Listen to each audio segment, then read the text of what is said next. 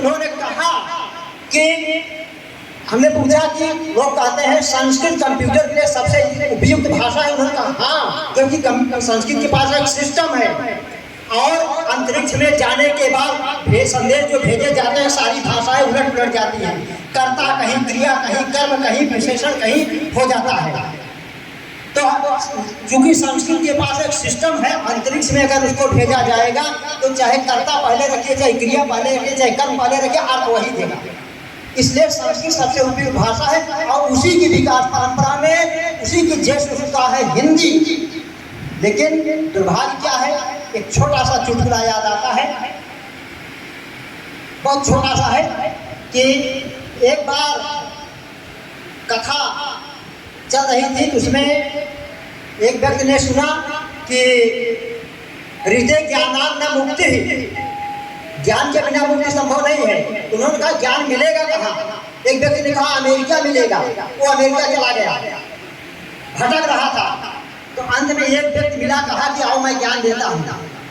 तो कहा मेरे परिवार में 4 लोग हैं, बताओ। एक मेरी पत्नी, दूसरा मेरा बेटा, तीसरी मेरी बेटी, तो चौथा कौन है? वो महोदय कहा हाँ ये तो समस्या है, चौथा कौन हो सकता है? तो कहा अरे मूर्ख, चौथा मैं डेविड हूँ, चौथा वो मैं डेविड हूँ। उसके बाद वो घर पर गया, गांव में लोग जुटे, ज्ञान लेकर आए अमेरिका से और बुलाया गया। बुलाए जाने के बाद उन्होंने कहा मेरे परिवार में 4 लोग हैं, मैं नहीं, मेरी पत्नी, दूसरी मेरी बेटी, तीसरी मेरा बेटा, चौथा कौन? लोग घबरा गए। तो कहा अरे मूर्ख, चौथा वो डेविड है।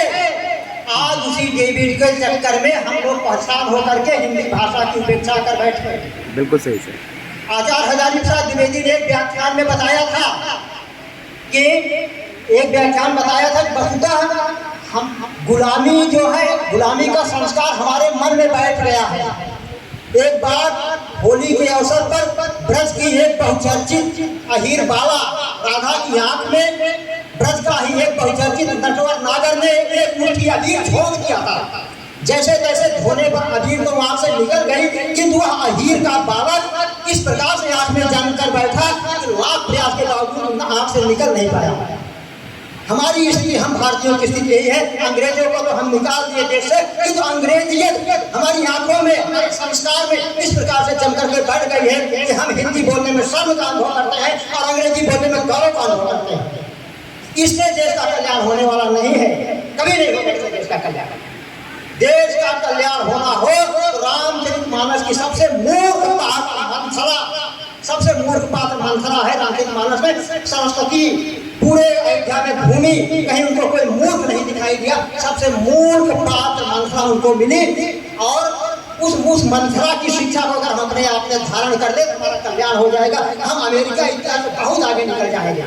वो मंथरा ने क्या कहा कि कमल कुल पोषण हारा, बिन जन जारी करे सो छारा।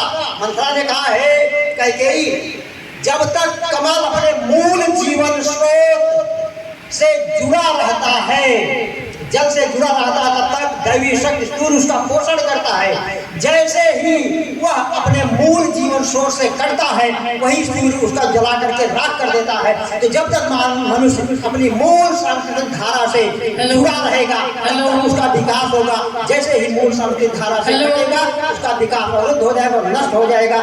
तो हम